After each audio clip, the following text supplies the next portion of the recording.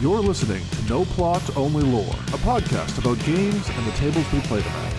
Your DMs tonight and every night are Josh and Chris. You can find us on all podcast platforms or check us out at noplotonlylore.com. If you like what you hear today, please rate and review the show and share it with everyone you've ever met. Welcome back to No Plot, Only Lore, this week brought to you by HBO. It's more than you imagined. Fuck yeah, it is. Fuck yeah, it is. Not actually brought to you by HBO. Please don't sue us. I wanted to talk about the gritty premiere TV and also gritty reboots today. Okay, so the HBO-ification of every fantasy franchise. Yeah, basically, because recently, one of my favorite fantasy franchises was turned into a TV show, and it was not good. Which franchise was? Oh no, are we talking about Mr. Jordan's work? Yes, we are. We are once again discussing how bad the TV show for The Wheel of Time was. Yeah, because the first season in particular had a lot of HBO-isms in it. A lot of the changes were made to make it more adult and edgy, right? Perrin Ibarra didn't have a wife in The Eye of the World and certainly didn't kill her. I'll take your word for it. Again, I'm a person who made it halfway through one book, but... Yeah, but that halfway through the one book, he killed exactly 0 wives, which is about the amount of time that it took him to kill one wife in the TV show. Which is 100% more wives. It's 1,000%. I mean, you're talking about going from 0 to infinity number of wives being killed. Yes. So, but that didn't do anything to endear me to the character, that's for sure. No. And he's one of my favorites because he's just a big old teddy bear in the books. But a big old wife-killing teddy bear. Well, I mean, yeah. One of the coolest things about his character for me is he has this really interesting dichotomy between creation and destruction that he struggles with. Right? He's a blacksmith. He makes things. Mm-hmm. And so all of his creative impulses are symbolized by the work hammer that he carries with him, right? He has a blacksmith's hammer that he keeps with him, and he constantly has to make choices between that and the axe that he created that has killed many people. Right. And that is really interesting and intriguing and fun to be in his point of view when we're going through that. They didn't touch on any of that shit in the show. Which is funny because to me that feels more gritty and HBO than a lot of the shit that they did do in the show. They should have tried to hammer that home.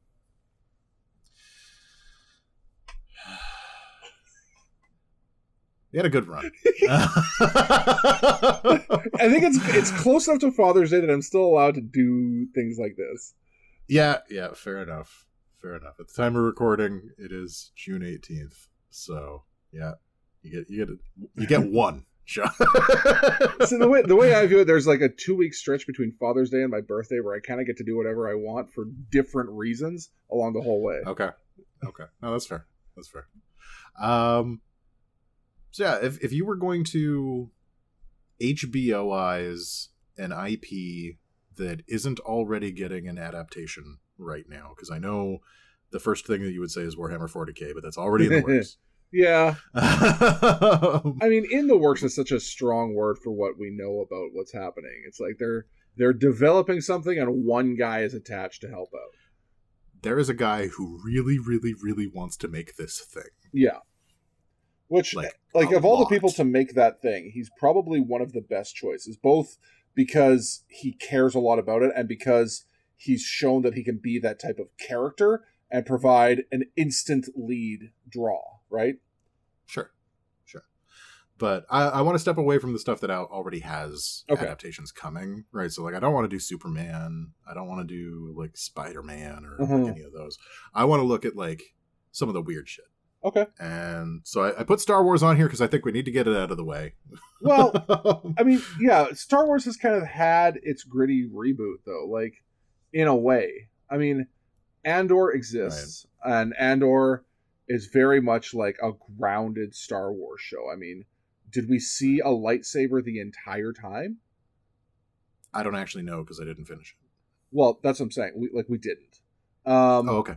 And they kind of tried to give this a similar gritty reboot treatment to The Acolyte with, I think, less success. Right. But yeah, like, the Andor was, first of all, like, widely regarded as some of the best storytelling that has happened in Star Wars because it's so, like, it gets into the grimy underbelly of what starting and fueling and, you know, funding a rebellion actually involves, right. And gets away from, like, the generals and leaders and heroes of a rebellion to, like, the true, like, grunt level people that go from, you know, dissent to outright rebellion. Star Wars has its HBO version. Yeah. So it did the thing that we're talking about. It what it didn't do was give it, like, the full HBOification where you, like, well, now it's got, like, tits and sex and cursing for no reason. I mean, there could be more tits in Star Wars. There's enough tits in Star Wars that the fan base for that stuff is fully fueled for the next couple of decades. That is fair, I guess. The Twi'lek slave girl series when you got X number of golden bikinis that have been spread out throughout the franchise, and then you got that, like, weird 6-boob chick from Jabba's palace, and that pretty much covers everyone. Like, if you want to ruin your day, go look at the Wikipedia entry for breasts, and I didn't know there was one, and I am thrilled. You have to read it. Oh my god. It is insane, but I'm glad that it is based purely on, like, the love of the game and not any fuel that Lucasfilm has put into this fire. All right. So I just threw out, like, a bunch of old IPs and, like, some newer IPs as well that I think would be interesting to get a HBO version put together. Yep. So I'm not going to be doing them in order. I'm just going to throw one out there. You can throw out any that you're thinking of as well. Yeah, I see a big glaring obvious miss on here that I'm going to toss out after your first one. All right. So the first one that I'm going to talk about is, let's do Space Above and Beyond. Did you ever watch Space Above and Beyond? Not even for a second. I have never heard of it until now. Okay. It was a series on, like, the early versions of sci-fi where, like, they were just starting to try and do, like, premiere TV stuff a little bit, right? Like, it's the same network that did, like, the Dune miniseries back in the day, and about the same time frame too. Okay. And it was Starship Troopers if Starship Troopers took itself real serious. Okay. It was a group of Marines who, like, went to boot together. They were serving on the same ship, and they were fighting a war against an alien menace that had attacked a colony, like an Earth colony, just kind of out of nowhere. Yeah. And it was already, like, about as dark as you could be for sci-fi in the 1990s, early 2000s. Yeah. But having room to work in that with, like, the ability to do the levels of violence that you see in HBO stuff, the ability to get, like, really into the, like, characters' heads and, like, get into the mental toll of a space war would be awesome. Also, they had, like, a really cool plot line where two of the characters were clones, and there was, like, a bunch of, like, clone racism. Yeah. Go ahead. Does this sound very familiar? Well, it sounds like just kind of a different take on the newest Battlestar Galactica. It was, like, before Battlestar Galactica. Right. I'm saying the gritty reboot sounds like a slightly skewed Battlestar Galactica. Just replace toasters with clones. Well, okay, so one of the things that we would have to change is the name of the aliens. Right. And that is because the aliens were named after an Earth bug named Chiggers. Oh, no. Yep. So I don't think that's going to fly. Also, we should change the name of Chiggers. We should absolutely change the name of those bugs. It is an uncomfortable name for those bugs. And me. And me, yeah. Anyway, so those were the bad guys. So I don't think we're going to get a reboot with that name attached to it. But yeah, it sounds a lot like Battlestar Galactica meets Starship Troopers, which, like, give me two things that I want more on the same plate, please, because goddamn. Yeah. Yeah, that does sound spicy. I would actually just take that show. If you gave me a show that was just Starship Troopers, but, like, given the Battlestar Galactica treatment, I'm in. Yeah. No, I'm a big Starship Troopers fan, so I want to see more people take a crack at it. It's due for... I have to imagine there's someone out there trying to do the movie reboot, but just take it to Paramount. Do it on Paramount Plus or something like that. They did an animated series not too long ago that I've heard was really good, but I couldn't get past the animation style. Oh, that's fair. That'll throw you out. Yeah, it was 3D stuff, and everybody looked kind of plastic. I don't blame the animators for that. It's really hard to do TV 3D. That Clone Wars type animation. Like a little more Uncanny Valley. Yeah, but you see, so of all the Star Wars stuff that's out there, I have had the hardest time in the world getting into Clone Wars, Rebels, Bad Batch, all that stuff because of the animation style. Right. I can't watch it. Now, funnily enough, there's been these short ones that were done as Tales from the Underworld or something that have characters like a Cad Bane and stuff in there. I found those more watchable because there's way less humans. Yeah, no, that tracks. I think part of it is that they're trying really hard to take the style of the cartoons that is it Gendy Tartarovsky was doing, the first Clone Wars series. Oh, came out, the 2D little, animation. yeah. And those were I think they awesome. I think they tried to take that style and apply it to 3D, and it came out weird. Yeah, no, those. I remember watching those. Seeing Mace Windu absolutely beat ass in one of those shorts was oh god, I want all of this, and I found out it was one season. It was just a bunch of clips, and I was oh yeah, so much wasted potential. But anyways, Gendy's so good though. Anyway, okay. Yeah, so that's my first one is Space Above and Beyond. Okay, a series that myself and my family and literally no one else watched. Yeah, so I'm going to talk about a series that people have heard of that isn't on here. Okay. I think you could do a very good, gritty reboot of the Chronicles of Narnia. And so people forget that Narnia is so much more than just The Lion, the Witch, and the Wardrobe and maybe the Silver Chair. There's it's 9 books with a whole arc from creation myth all the way to the end of the world. And but everybody falls off in Prince Caspian. Yeah, but they're okay. I think you could hook people from the start with the origins of the lamppost and all the way through to the big final battle with Tal and all these points along the way. If you take the time to make something good way before you get to Caspian and Silverchair and right, all that stuff. What the movies that people know. There's a lot of content from Horse and His Boy type eras. Could you imagine a borderline gritty buddy cop show of a guy and his talking horse? I mean, I have horse fear, so you just sold me the worst thing. Yeah, but I mean, if you want gritty, scary is gritty. So,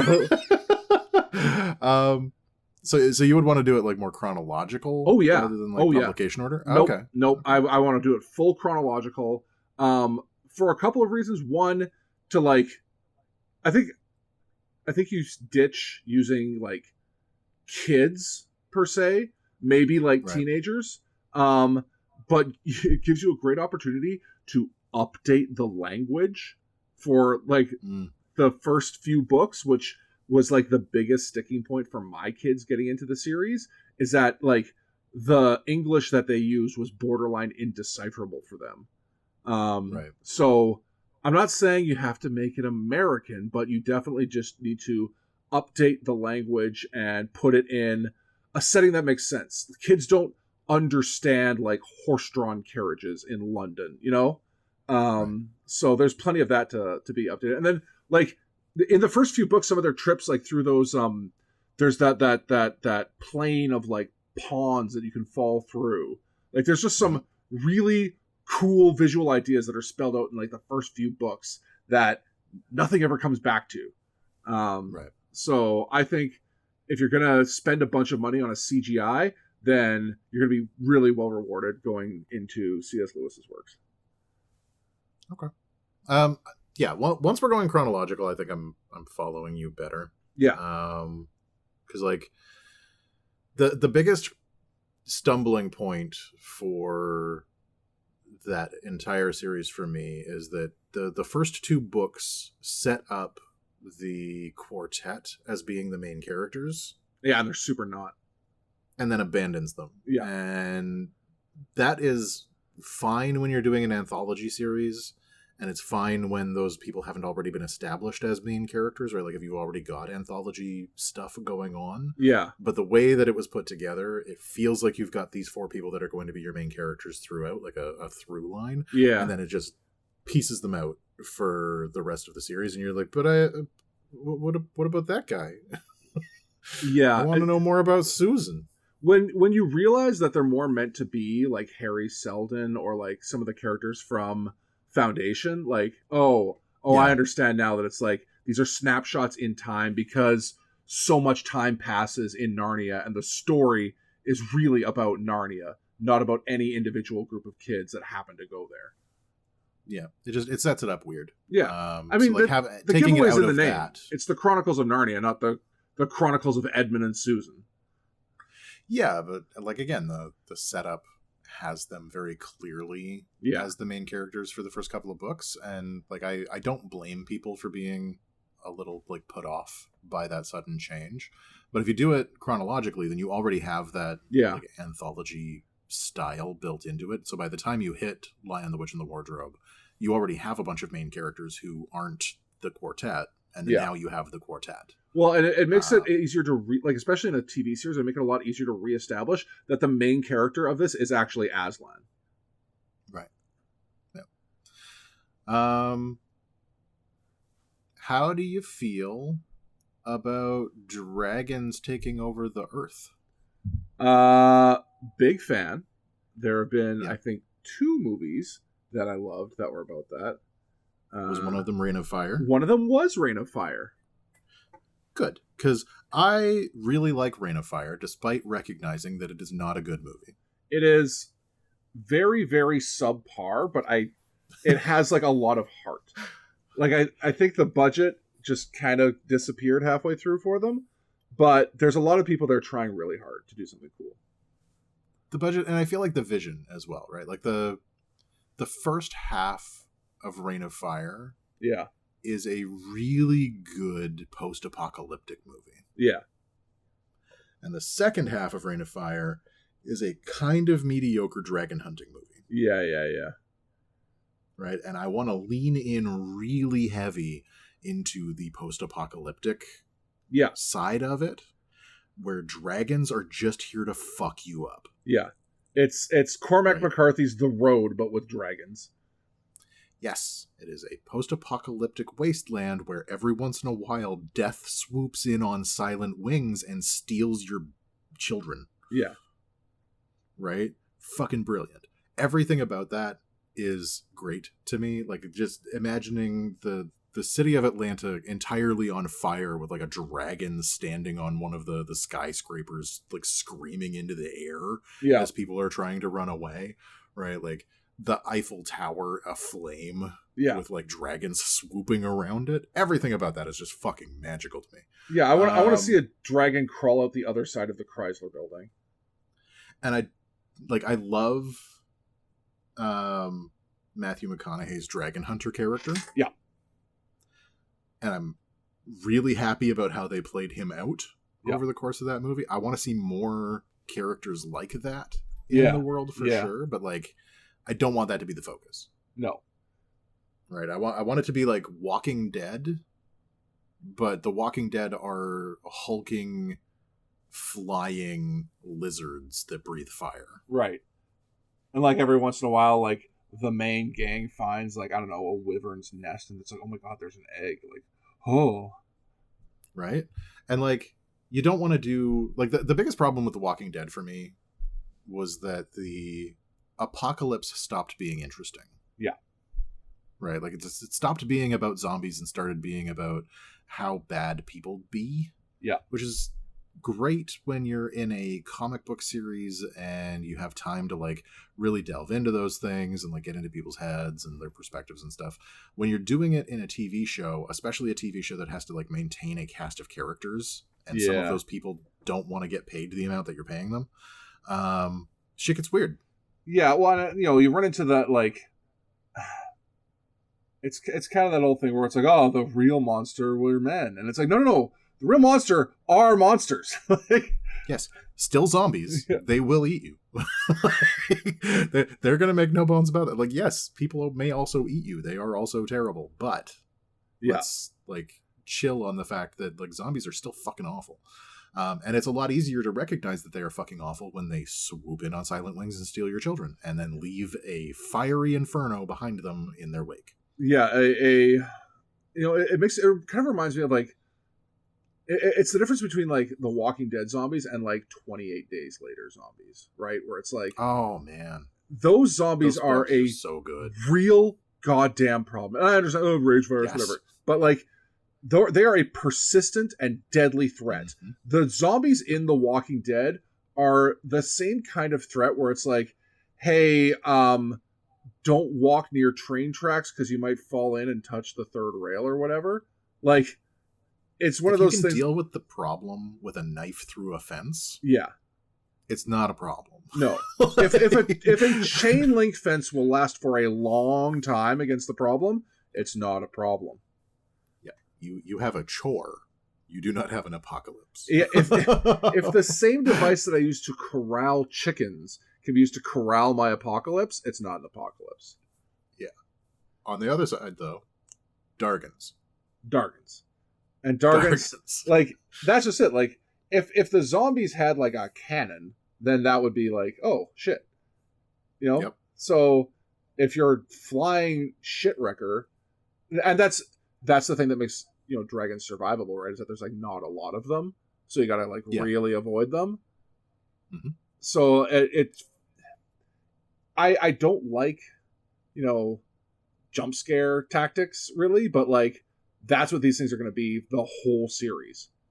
You can absolutely like I'm even seeing like scenes in my head of like a crew of people who are walking because you don't want to drive because it makes too much noise and it brings the dragons. Right.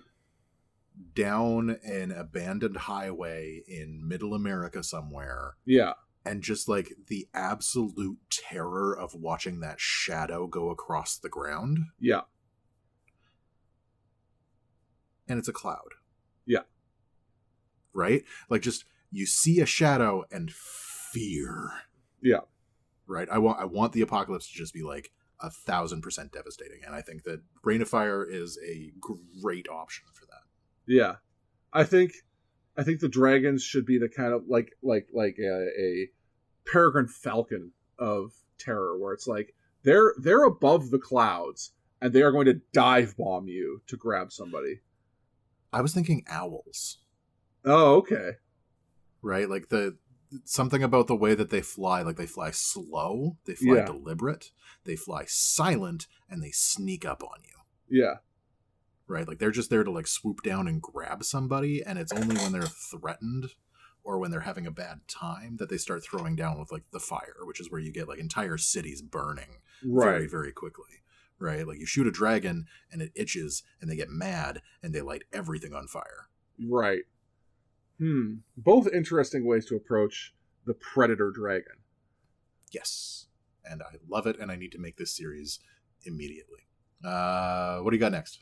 Let's see. So I was eyeing up Pitch Black just because I feel that it needs more build on it, but Pitch Black is already trying to be a gritty reboot of some other stuff. So yeah, I think okay. Maybe it's not Pitch Black that I'm trying to reboot. Maybe it's Chronicles of Riddick that I'm trying to reboot. Yeah, that might be it. Like Chronicles of Riddick had so much potential, but they built a very stupid world. I like the idea. So first of all, I don't think Boondock Saints needs a gritty reboot. It's already a gritty movie. You just kind of I just want to do more of it for a longer time.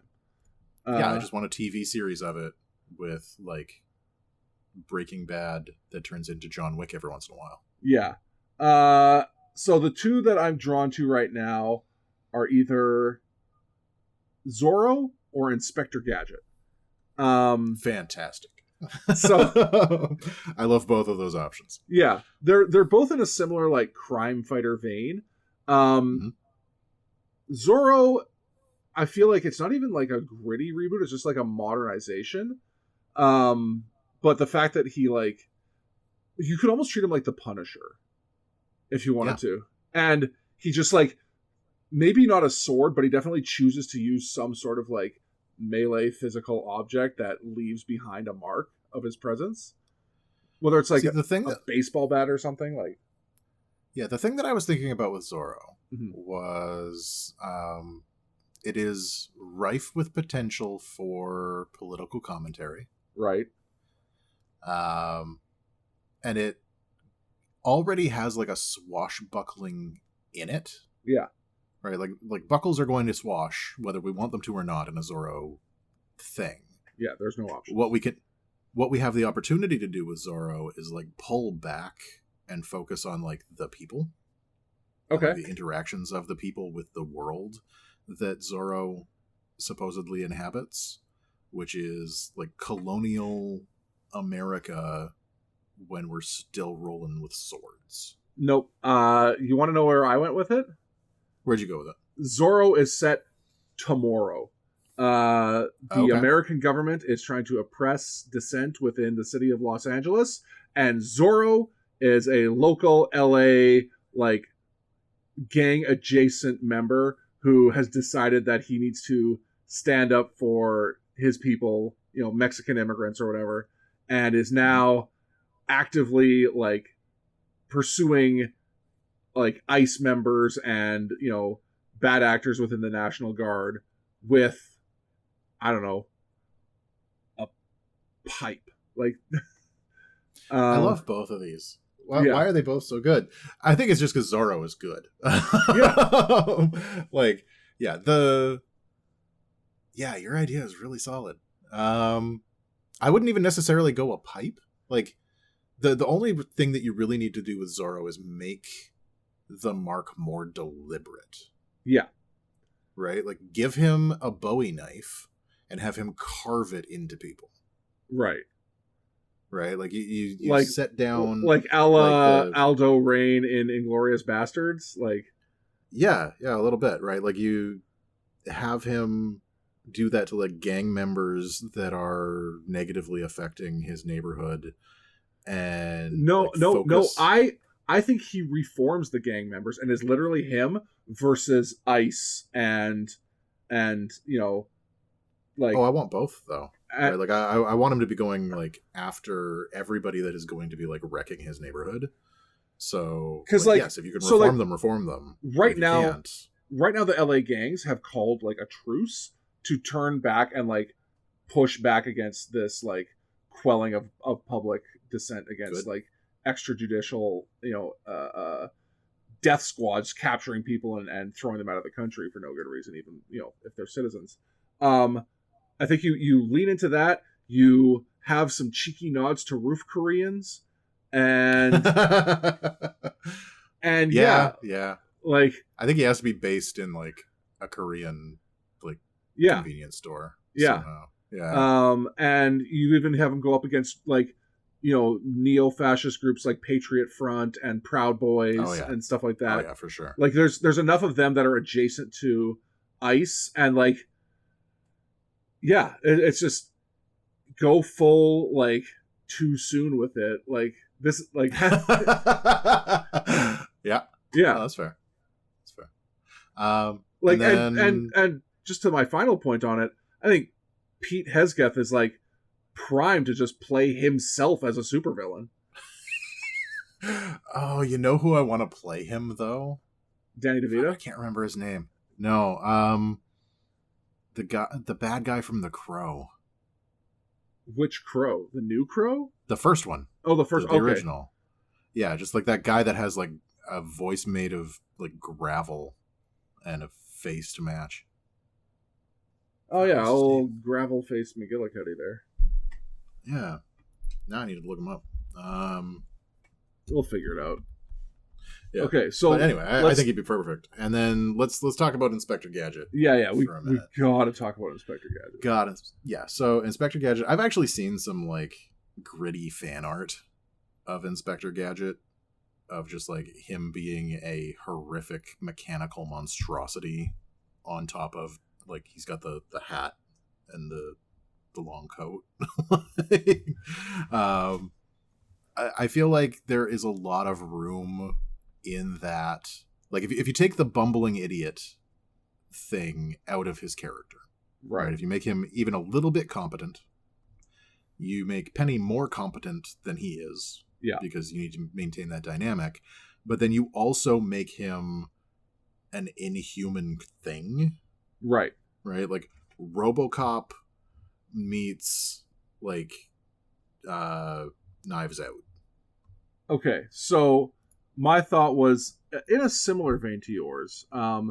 He is like violently competent, but she is like the tech and brain side of things in the back. He is like essentially a weapon aimed at the underworld.